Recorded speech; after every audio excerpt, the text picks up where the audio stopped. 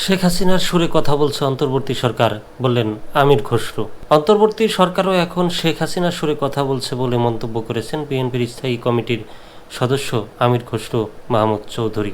তিনি বলেন, আগে শেখ হাসিনা বলতেন আমরা উন্নয়ন করছি, বড় বড় প্রকল্প বাস্তবায়ন করছি, নির্বাচন কেন দরকার। এখন অন্তর্বর্তী সরকারও বলছে আমরা সংস্কার করছি, অর্থনৈতিক উন্নয়ন করছি। আমরা আপনাদের বলছি, সরি, সংস্কার আপনাদের কাজ না, আপনাদের কাজ একটি গ্রহণযোগ্য নির্বাচন করা।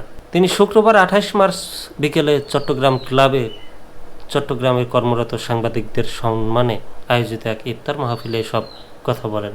অনুষ্ঠানে উপস্থিত ছিলেন চট্টগ্রাম সিটি কর্পোরেশনের মেয়র ডাক্তার শাহাদাত হোসেন, নগর বিএনপির সাবেক সাধারণ সম্পাদক আবুল হাশেম বক্কর, দক্ষিণ জেলা বিএনপির সাবেক আহ্বায়ক আবু সুফিয়ান এবং নগর বিএনপির আহ্বায়ক এরশাদুল্লাহ।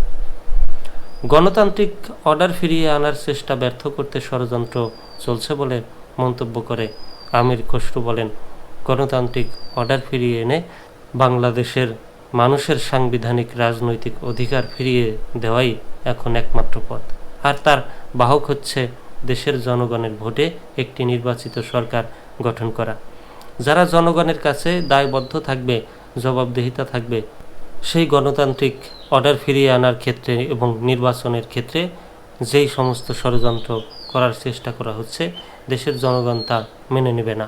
রাজনীতিতে এখন বড় ধরনের পরিবর্তন এসেছে জানিয়ে বিএনপির স্থায়ী কমিটির সদস্য আমির খসরু বলেন, রাজনীতিবিদ ও সাংবাদিকদের পাশাপাশি চলতে হয়। একটিকে ছাড়া অপরটির যকার্য সিদ্ধ হয় না। দীর্ঘ সময় পর একটি স্বৈরাচারী সরকার বিদায় নিয়েছে, ফ্যাসিস্ট হাসিনা পালিয়ে গিয়েছে। রাজনীতিতে এখন বড় ধরনের পরিবর্তন এসেছে। নতুন বাংলাদেশে রাজনীতিবিদদের পাশাপাশি সাংবাদিকদেরও ভূমিকা রাখতে হবে। আমির খসরু বলেন, দেশের প্রত্যেকটা দিন গণতন্ত্র ছাড়া অতিবাহিত হচ্ছে। দয়া করে গণতন্ত্র ফিরিয়ে দেন, মানুষের ভোটাধিকার ফিরিয়ে দেন। সংস্কার যেটা বলছেন, এটা নির্বাচিত সংস্কারের দায়িত্ব।